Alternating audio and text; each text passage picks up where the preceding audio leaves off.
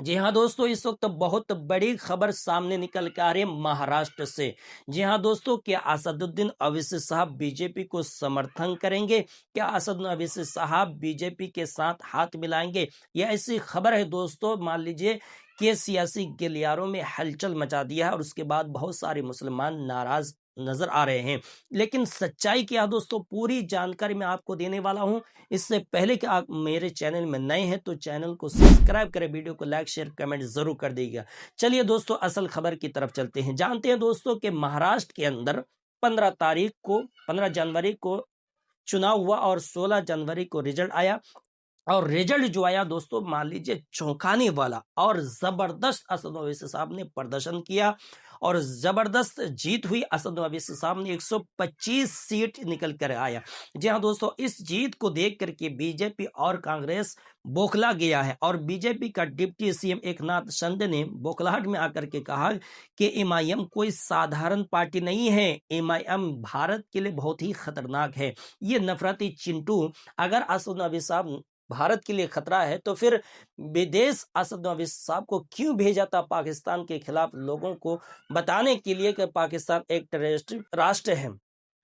तो दोस्तों, ये प्रोपागेंडा ये बीजेपी के लोग चला रहे हैं ताकि मुसलमान इससे दूर हो जाए। लेकिन दोस्तों, सच्ची खबर क्या है मैं आपको रखने वाला हूं। एमआईएम के प्रमुख असद ओवैसी साहब मुंबई मेयर चुनाव में बीजेपी को समर्थन देने की संभावना को पूरी तरीके से खारिज कर दिया है। जी हाँ दोस्तों, उन्होंने साफ कहा है कि एमआईएम किसी भी सूरत में बीजेपी या एनडीए के साथ नहीं जा सकती है। और साथ ही उड़ीसा की हालिया घटना का जिक्र करते हुए ओवैसी साहब ने बीजेपी साथ राज्यों में गोरक्षकों को खुली छूट देने का आरोप लगाया है। एमआईएम प्रमुख और हैदराबाद से सांसद असद ओवैसी साहब ने एक बार फिर बीजेपी और एनडीए से किसी भी तरह के राजनीतिक सहयोग की संभावना को पूरी तरीके से खारिज कर दिया है। जब उनसे पूछा गया कि क्या एमआईएम मुंबई मेयर चुनाव में बीजेपी को समर्थन देगी, तो असद ओवैसी साहब ने दो टूक कहा कि इस तरह का सवाल ही पैदा नहीं हो सकता है कि हम बीजेपी के साथ चले जाए या हम उनको समर्थन देंगे।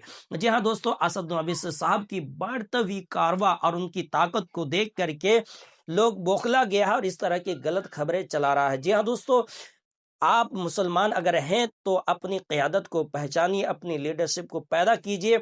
असद ओवैसी साहब की ताकत बहुत ही ज्यादा बढ़ रही है।